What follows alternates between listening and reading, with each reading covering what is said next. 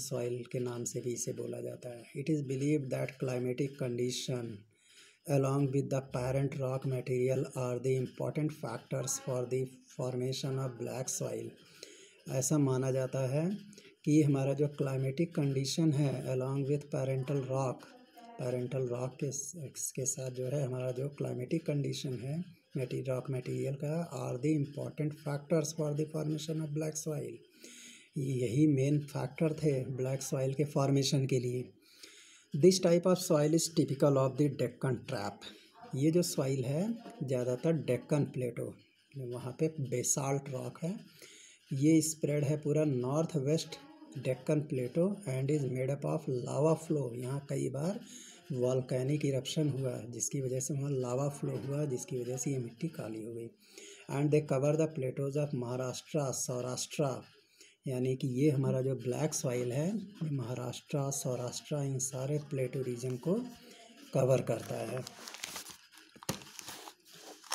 So this is the picture that shows major soil types in India. Children, we will discuss in this picture forest and mountains. ये जो हमारा ऐसे ऐसे shaded area है, ये जो है ऐसे ऐसे हैचिंग की गई है इसमें, और ये आपका ग्रीन कलर का है, ये हमारा फॉरेस्ट एंड माउंटेनियस सॉइल इसको बोलते हैं, forest and mountainous soil.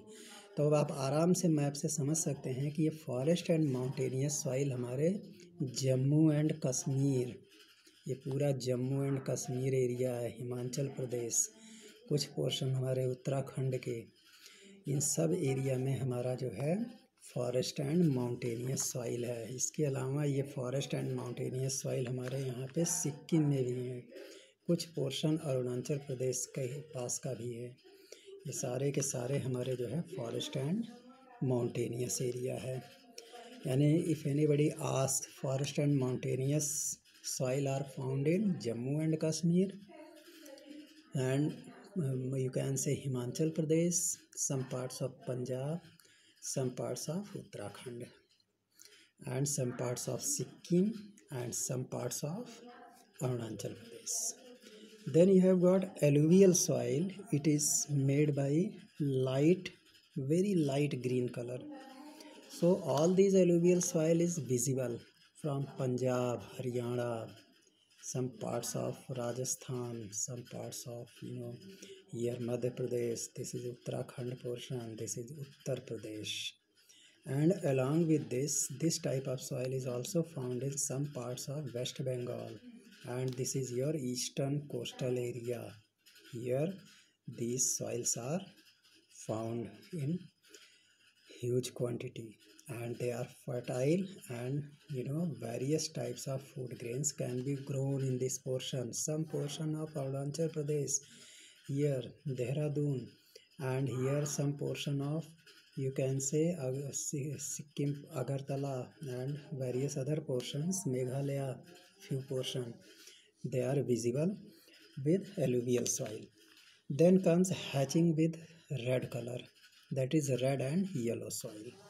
This portion, children, it is coming in this portion, that is most of the UP portion, below portion of Uttar Pradesh, you can say West Bengal, Odisha, and you can say this portion is Chhattisgarh, Jharkhand, Telangana, some portion of you can say this is Andhra Pradesh, and here Tamil Nadu portion, here Kerala, and here Tamil Nadu portion, some portion of Karnataka, and some portion of Maharashtra. They are made up of red and yellow soil. Then we will come on black soil, which is known as Regar soil. This black soil is found in full Maharashtra. This is Maharashtra portion, Deccan Plateau region. This whole is considered a Deccan Plateau. This is Maharashtra portion and some portion of Gujarat. Gujarat also consists of black soil, and some portion of you can say Andhra Pradesh, some portion of Odisha, some portion of Karnataka, and in patches it is found in Tamil Nadu, etc. So along with this, in eastern India here are some portion of, you can say, Arunachal Pradesh, Meghalaya, Tripura, and many other portions they are found here. So means this soil is found. Then we have got a laterite soil. Laterite soil is just like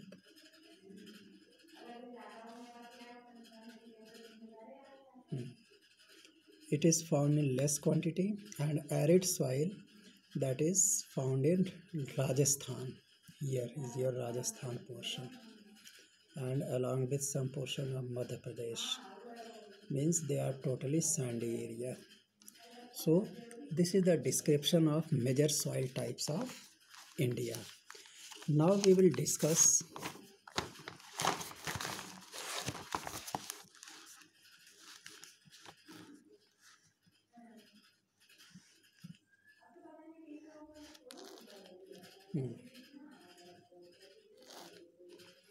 Malwa, Madhya Pradesh and Chhattisgarh. They are extended in southeast direction along the Godavari and the Krishna valleys. So this portion have various types of alluvial soils. Then comes the they are black soils. The black soils are made up of extremely fine, that is clay material. यानी इसके जो particles है they are very fine, and you can say they are found in such a way. They are well known for their capacity to hold moisture. सबसे ज़्यादा खासियत black soil की क्या होती है, ये मॉइस्चर को होल्ड करने की कैपेसिटी इनमें बहुत ज़्यादा होती है, ये नमी बनाए रखते हैं. In addition to they are rich in soil nutrients, और इसके अलावा ये में बहुत सारे सॉइल न्यूट्रिएंट्स होते हैं, जैसे calcium carbonate, CaCO3, magnesium, potash and lime. ये सारे जो है हमारे इसमें मिनरल्स होते हैं. These soils are generally poor in phosphoric contents.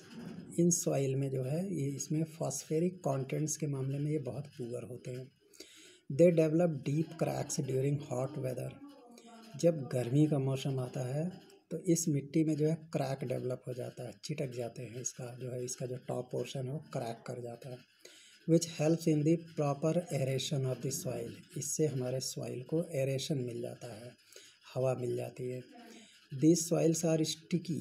ये मिट्टी जो होती है स्टिकी होती है, चिपचिपापन होता है व्हेन वेट, जब गीले होते हैं. Difficult to work on unless tilted immediately after the first shower. और अगर पहली बरसात के उससे पहले हम इसको अगर क्या कहते हैं, इसको मतलब जो है इसकी जुताई नहीं कर देते हैं तो बहुत डिफ़िकल्ट हो जाता है. एक बार बारिश हो जाने के बाद फिर ये मिट्टी बहुत डिफ़िकल्ट हो जाती है जुताई करने में. इसलिए हमें क्या करना चाहिए, जो हमारा सावर आने से पहले, पहली वर्षा आने से के बाद ही, या तो तुरंत हम इसे कर दें या उससे पहले. फिर आता है red and yellow soils. Yes children. Red soil develops on crystalline igneous rocks in areas of low rainfall in the eastern and southern parts of the Deccan Plateau. हमारा जो रेड सॉइल है ये क्रिस्टलाइन इग्नियस रॉक से develop हुआ है. Crystalline igneous rock ये found होता है जहाँ पे हमारा रेड सॉइल डेवलप होता है, वो भी किस एरिया में, जहाँ पे low rainfall in the eastern and southern parts of Deccan plateau. हमारे डेक्कन प्लेटो का जो ईस्टर्न पार्ट है, पूर्वी हिस्सा, एंड सदर्न पार्ट्स और दक्षिणी हिस्सा, वहाँ जहाँ पे लो रेनफॉल होता है वहाँ पे रेड सॉइल पाया जाता है. So yellow and red soils are also found in parts of Orissa. Orissa के कुछ हिस्सों में भी रेड एंड येलो सॉइल मिलता है. Chhattisgarh, southern parts of the middle Ganga plain and along the piedmont zone of the western ghats. Western ghat में कुछ पिडमॉन्ट जोन है जहाँ पर हमारा red and yellow soil found होता है. This soils develop a reddish colour. इस सॉइल का कलर रेड कलर का हो जाता है. क्यों? क्योंकि इसके अंदर आयरन डिफ्यूज़ रहता है, आयरन के पार्टिकल्स मिले रहते हैं जो कि क्रिस्टलाइन फॉर्म में रहते हैं. And they are made up of metamorphic rocks. और ये मेटामॉर्फिक रॉक्स से मिलकर बने होते हैं. It looks yellow when it occurs in hydrated form. जब बारिश हो जाती है तब इस मिट्टी का कलर येलो हो जाता है. Now we will talk about laterite soil. Laterites has been derived from Latin word later, यानी ये जो सॉइल है लैटिन वर्ड लैटर से बना हुआ है, जिसका मतलब होता है ब्रिक, ईंटा। ब्रिक मीन्स ईंट। So the fertile soil develops under tropical and sub tropical climate with alternate wet and dry season. यानी ये जो फर्टाइल सॉइल है ये आपका tropical and sub tropical climate में वेट एंड ड्राई सीजन में जो है ये डेवलप होता है, ये soil particle. This soil is the result of intense leaching. इस सॉइल फॉर्मेशन बहुत इंटेंस लीचिंग की वजह से जो है ये डेवलप होता है, जहाँ हैवी रेनफॉल होता है वहाँ पे। Lateritic soils are mostly deep to very deep, means हमारा ये जो सॉइल है बहुत डीप है या तो बहुत ही ज़्यादा डीप है, और इसका पीएच जो है 6 से कम है, यानी ये एसिडिक है ज़्यादा। Generally deficient in plants nutrients and occur mostly in southern states, Western Ghats region of Maharashtra, Orissa, some parts of West Bengal and north east regions. तो ये सॉइल हमारे सबसे ज़्यादा कहाँ पाए जाते हैं? सदर्न स्टेट्स में, जैसे उड़ीसा है, फिर वेस्ट बंगाल का कुछ पार्ट है, कुछ नॉर्थ रीजन है, ईस्ट रीजन है, where this soil support deciduous and evergreen forest. इस एरिया में ये सॉइल जो है डेसिडुअस प्लांट्स और एवरग्रीन फॉरेस्ट को ग्रो करने में मदद करते हैं, क्योंकि इसमें बहुत ह्यूमस होता है। It is humus rich. ये सॉइल ह्यूमस रिच होते हैं, ह्यूमस की मात्रा इसमें बहुत ज़्यादा होती है। But under sparse vegetation and in semi arid environment it is generally humus poor, है ना। लेकिन क्या है कि जो है जो स्पार्स वेजिटेशन, यहाँ पे जो पेड़ पौधे बहुत दूर दूर उगे हैं और ये सेमी एरिड एनवायरनमेंट की वजह से it is generally humus poor, और ये ह्यूमस की क्वांटिटी कहीं कहीं पे कम है। They are prone to erosion, यहाँ अक्सर सॉइल इरोजन बहुत ज़्यादा होता है क्योंकि हैवी रेनफॉल की वजह से, and degradation due to their position on the landscape. और यहाँ डिग्रेडेशन भी बहुत होता है क्योंकि इसका पोजीशन ही ऐसा है, स्लोपी एरिया है। So after adopting appropriate soil conservation techniques particularly in the hilly areas of Karnataka के हिली एरिया में अगर हम सॉइल कंजर्वेशन टेक्निक का प्रॉपर इस्तेमाल करते हैं, जैसे केरला है, तमिलनाडु है, तो this soil is very useful. ये सॉइल हमारे लिए बहुत यूज़फुल है, जी, जहाँ पे हम टी ग्रो कर सकते हैं, कॉफ़ी ग्रो कर सकते हैं, यानी चाय पत्ती और कॉफ़ी के लिए सबसे बेस्ट है। Red laterite soils in Tamil Nadu, Andhra Pradesh and Kerala are more suitable to crops like cashew nut. यानी जो रेड लेटराइट सॉइल्स तमिलनाडु में है, आंध्र प्रदेश में है, केरला में, यहाँ काजू का पैदावार बहुत ज़्यादा होता है, उसके क्रॉप्स बहुत अच्छा ग्रो होते हैं। Now we will discuss about arid soils. Children, arid soils range from red to brown in colour. Arid soils का जो रेंज होता है वो रेड से ब्राउन कलर का होता है। They are generally sandy in texture and saline in nature. इसकी जो बनावट होती है वो सैंडी यानी कि बिल्कुल रेत की तरह, और सैलाइन होते हैं जिसमें सॉल्ट ज़्यादा होता है। इन सब areas the salt content is very high. कुछ एरिया में सॉल्ट कंटेंट बहुत ज़्यादा होते हैं, and common salt is obtained by evaporating the water. और यहाँ के वाटर को एवापोरेट करके हम नमक, कॉमन सॉल्ट जो है प्रोड्यूस कर सकते हैं। Due to the dry climate, high temperature, evaporation is faster and the soil lack humus and moisture. और यहाँ का क्लाइमेट ड्राई होने की वजह से, ज़्यादा टेम्परेचर बढ़ जाने की वजह से, एवापोरेशन तेज़ होने की वजह से, and the soil lack humus and moisture, जिससे सॉइल में ह्यूमस की कमी हो जाती है, मॉइस्चर की कमी हो जाती है। So the upper lower horizons of the soil are occupied by कंकड़। इसका जो अपर होराइजन है इस सॉइल का वो कंकड़ से बना हुआ है, क्योंकि because of the increasing calcium content downwards, क्योंकि जैसे जैसे नीचे जाते हैं कैल्शियम कंटेंट बढ़ता जाता है अर्थ सरफेस के नीचे। एंड द कंकड़ layer formation in the bottom Horizons restrict the infiltration of water. ठीक, और ये जो कंकड़ लेयर फॉर्मेशन है ये हमारे बॉटम होराइजन में जो है ये इसके वाटर के इनफिल्ट्रेशन यानी पानी जो रिस कर ज़मीन में जाता है उसको ये रोक देता है। So after crop proper irrigation these soils become cultivable as has been in the case of western Rajasthan। और अच्छी तरह सिंचाई करके इस मिट्टी को हम कल्टीवेबल बना सकते हैं, जैसा कि वेस्टर्न राजस्थान में किया जा रहा है। अब बारी आती है फॉरेस्ट सॉइल की। फॉरेस्ट सॉइल या this soils are found in the hilly and mountainous areas. ये फॉरेस्ट सॉइल ज़्यादातर हिली एरिया, जहाँ पहाड़ है, माउंटेनियस एरिया में बहुत सफिशेंट अमाउंट में पाए जाते हैं, जहाँ पे रेन फॉरेस्ट आर अवेलेबल। यहाँ पे रेन फॉरेस्ट जहाँ है वहाँ फॉरेस्ट सॉइल है। This soil texture varies. मिट्टी की जो बनावट है वो जो है बदलती रहती है। इट वेरी मीन्स उसका जो है वेरिएशन होता जाता है सॉइल का।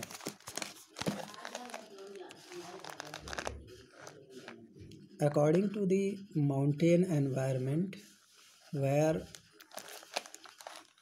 दे आर फॉर्म्ड। अब वो वहाँ का माउंटेन एनवायरनमेंट कैसा है उसके आधार पे हमारा सॉइल फॉर्मेशन होता है। Okay, they are loamy. ये ज़्यादातर इसमें लोमी सॉइल होते हैं, सिल्टी होता है। In valley sides of the coarse grained in the upper slopes.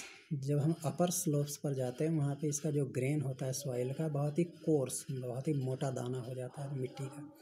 In the snow covered areas of Himalayas, जो हिमालय का जो स्नो कवर्ड एरिया है वहाँ पर भी दिस सॉइल्स एक्सपीरियंस डीन्यूडेशन। वहाँ के सॉइल्स को जो है डीन्यूडेशन जो है एक्सपीरियंस करना पड़ता है। And are acidic with humus content. और ये सॉइल जो है एसिडिक हो जाते हैं क्योंकि वहाँ ह्यूमस कंटेंट घट जाता है। This soils found in the lower parts of the valleys particularly on the river traces and alluvial fans are fertile.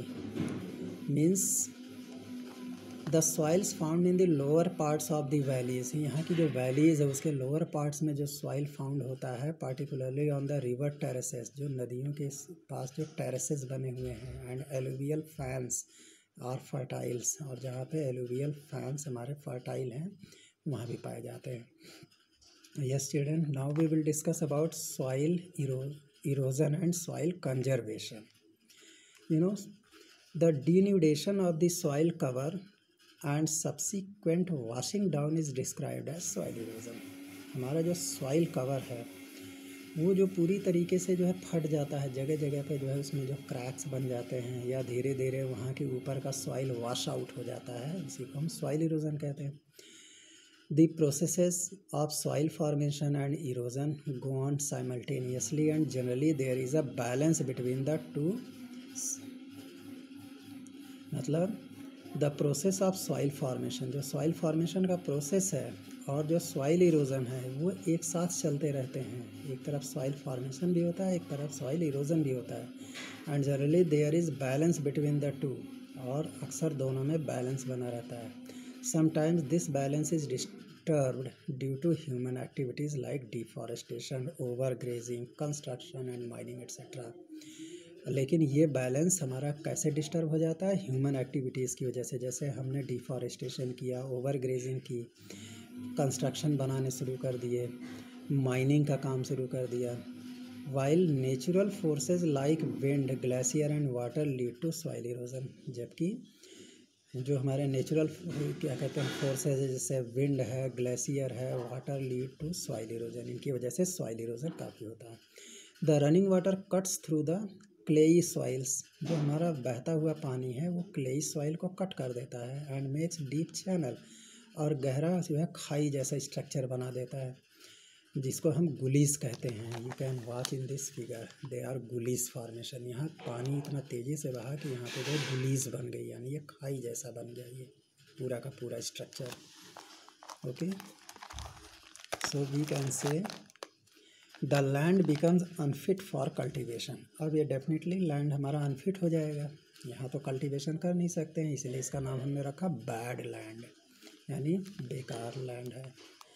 In the और ये कहाँ पे पाया जाता है? चंबल बेसिन। फूलन देवी का नाम सुना होगा, जहाँ पे चंबल बेसिन में फूलन देवी का पूरा जगह था। ऐसी एरिया में सारे डाकू लोग पहले रहते थे। And such lands are called ravines. इस तरह के लैंड को हम रेवाइंस कहते हैं, जो गुलीस फॉर्मेशन की वजह से बन जाते हैं। Sometimes water flows as a sheet. Water flows down as a sheet over large areas down a slope. अक्सर जो हमारा वाटर फ्लो करता है तो हमारा क्या होता है कि लार्ज एरियाज़ में एक वो मतलब मिट्टी का जो टॉप लेयर है वो शीट के रूप में क्या करते हैं, स्लोपी होने की वजह से नीचे बह जाते हैं. In such cases the top soil is washed away. इससे हमारा टॉप सॉइल जो है वहाँ से बह जाता है. And this is known as sheet erosion. जब पूरा का पूरा एक लेयर जब हमारा सॉइल इरोजन की वजह से हट जाता है उस प्रोसेस को शीट इरोजन कहते हैं. Wind blows loose soil of flat और sloping land known as wind erosion. हवा की वजह से जो हमारी लूज सॉइल है, जो मिट्टी हमारी भुरभुरी है, वो उड़ जाती है स्लोपिंग एरिया में और इस तरीके से इसको हम विंड इरोजन कहते हैं. Soil erosion is also caused due to defective methods of farming. जब हम गलत तरीके से मेथड मतलब फार्मिंग करते हैं, गलत यूज़ करते हैं, फार्मिंग का मेथड गलत यूज़ करते हैं, जैसे ploughing in a wrong way, गलत तरीके से जुताई करते हैं. That is up and down the slope form channels for the quick flow of water leading to soil erosion. जैसा कि ऊपर और नीचे मतलब हम लोग ऊंचा नीचा जो है कर देते हैं, स्लोप फॉर्म कर देते हैं अपने खेतों में, जिसकी वजह से क्या होता है वहाँ पानी क्विकली जो है फ्लो होगा और वहाँ से वाटर जो है तेज़ी से सॉइल इरोजन करेगा. So ploughing along the contour lines can decelerate the flow of water down the slopes. जो कॉन्टूर लाइंस है, जो मेड़ होता है खेत का, उसके अलोंग हम जो प्लॉइंग करते हैं, can decelerate flow of water down the slopes. इसकी वजह से हमारा वाटर फ्लो डिसेलरेट हो जाता है, उसकी स्पीड घट जाती है जब हम पेड़ के चारों तरफ कॉन्टूर यानी मेड़ बना देते हैं पेड़ के चारों तरफ. This is called contour ploughing. इसी को हम कॉन्टूर प्लॉइंग कहते हैं, यानी अपने खेतों के चारों तरफ मेड़ बनाना. Steps can be cut out on the slopes making terraces. जो स्लोपी एरिया, हिल एरिया में जहाँ हम टेरेसेस फॉर्म करते हैं वहाँ पे हम लोग जो है कट डाउन कर सकते हैं स्लोप्स को और वहाँ पे टेरेस बना के खेती करते हैं. Terrace cultivation restricts erosion. Terrace cultivation से भी हमारा सॉइल इरोजन बंद हो जाता है. Western and central Himalayas have well developed terrace farming. अगर हम वेस्टर्न और सेंट्रल हिमालय की तरफ जाते हैं तो वहाँ टेरेस फार्मिंग बहुत डेवलप्ड है. And large fields can be divided into strips. और वहाँ के जो लार्ज फील्ड है वो उसको हम स्ट्रिप्स में डिवाइड कर देते हैं, अलग अलग छोटे छोटे पीसेज में. Strips of grasses are left to grow between the crops. Crops के बीच में हम लोग ग्रास का एक स्ट्रिप छोड़ देते हैं ताकि वो ग्रो होता रहे. This breaks up the force of the wind. इसकी वजह से विंड का जो फोर्स है वो ब्रेक हो जाता है.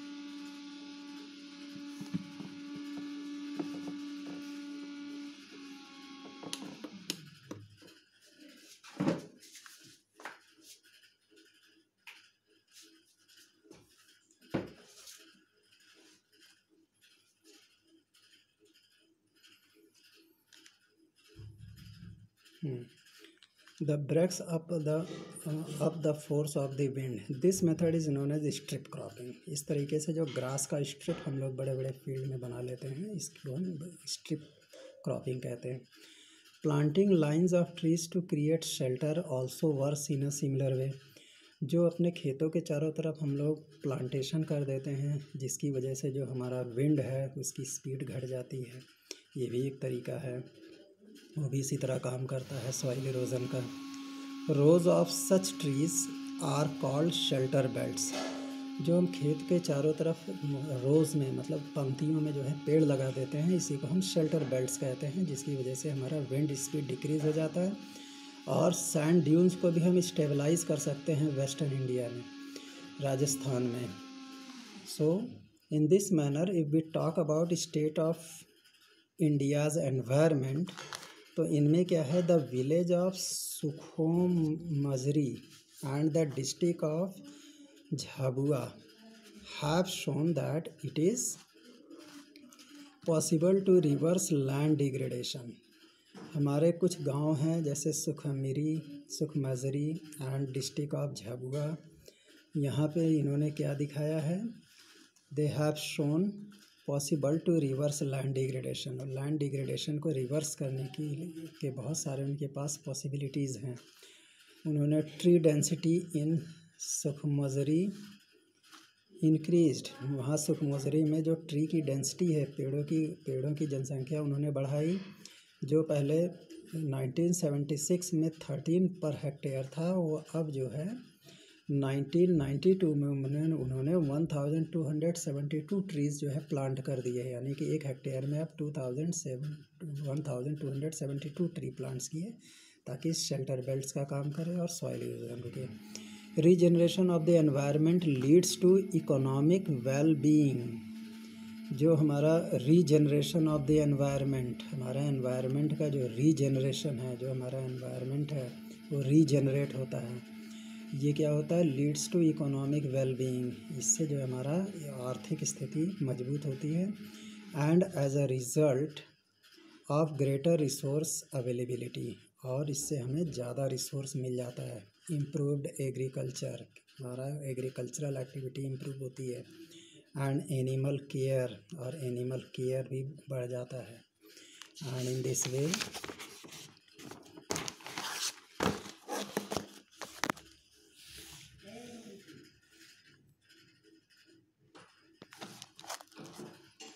कॉन्सिक्वेंट इंक्रीज इनकम्स, और एक इस प्रकार से जो है हमारे कॉन्सिक्वेंटली इनकम इंक्रीज होती है। Average annual house hold income बढ़ जाता है, हमारे घर की जो है आय बढ़ जाती है। मतलब यहाँ जो ख़ास तौर से जो सुखमजरी विलेज एरिया है, वहाँ पे जो है 10,000 से 15,000 1979 में जो है इनकी जो है इनकम थी, और 1979-1984 में। इसी तरह people's management is essential for ecological restoration, मतलब पीपल्स मैनेजमेंट, जो हमारे लेबर हैं उनका मैनेजमेंट वो बहुत ज़रूरी होता है इकोलॉजिकल रिस्टोरेशन के लिए। हमें उनका